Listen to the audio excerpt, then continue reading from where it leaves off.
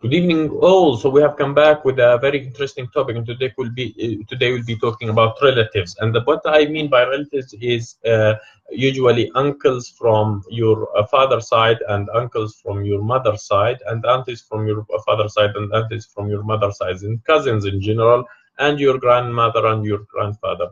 These somehow represent the first set of relatives for a particular individual, and it's highly the level of relationship depends on the relationship of the father with his brothers, and the relationship of the mother with her sisters and brother, and the relationship of the father with his brothers and sisters.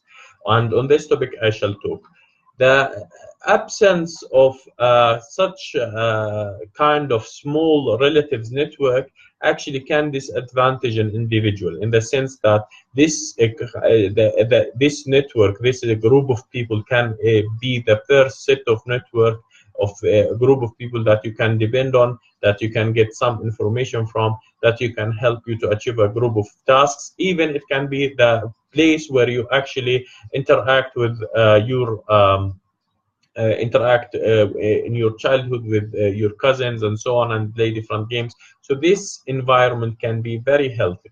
But in the recent trend, we see that the relationship between different families has changed, and we see that many people has become self-absorbed, and we see that they become somehow occupied with their financial obligations and sometimes social obligations that did not help promoting such a relationship. And a lot of people think like being committed to your brothers and being committed to your sisters and so on sometimes can be a very big burden, because some of them that you might not like their qualities or their traits. And yes, of course, you would not be able to have a very good relationship with everyone, but if you manage to keep some level of long-term commitment, which you keep a weekly or a monthly commitment with this group, and they come together and talk together, maybe you would be able to establish this network in a place where it can be effective and it can be helpful for you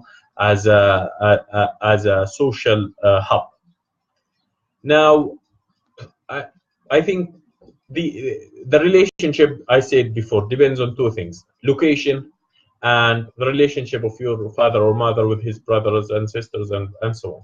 So because of a global workforce mobility, because people are moving around, just visiting these relatives on Christmas and just seeing them once every year, or just seeing them once every holiday and so on, might not be the best way to keep a relationship with them, as much as you would be needing a commitment every month or every week, so you keep track with what is happening with them and you keep interacting with them in a good way. These days, this kind of commitment, it's very hard, and not a lot of people will be able to do it. However, this is how the trend is happening these days, and this is what people can achieve, and this is what people can do. Now, what is my opinion about relatives? Some of them you should avoid, of course, if they are really reached a stage where they become a burden, or they just become a group of people that spread negativity.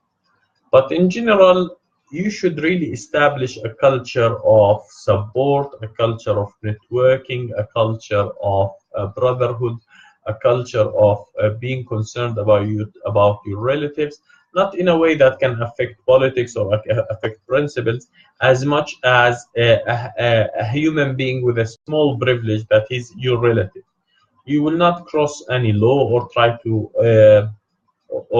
to let me say, implement the family well because of they are relatives, or put someone in a position that he does not deserve because he's a relative. But of course, you would always be thinking about, is this kind of network that I would like to keep? And in many cases, yes, this is a group of people that you think maybe you would like to keep, except if they reach the stage where they become a burden rather than an asset. And if you have this kind of situation where you have a group of your relatives who are a burden, maybe you can split your relationships into two groups: the ones with a burden and the ones without a burden. I wish you a great evening. That was my quick chat on relatives, and I hope that you have a very healthy relationships with your relatives that can give you a good network that can support you in whatever you would like to pursue in your life. That was one of my talk. I wish you a great evening. I shall say salam.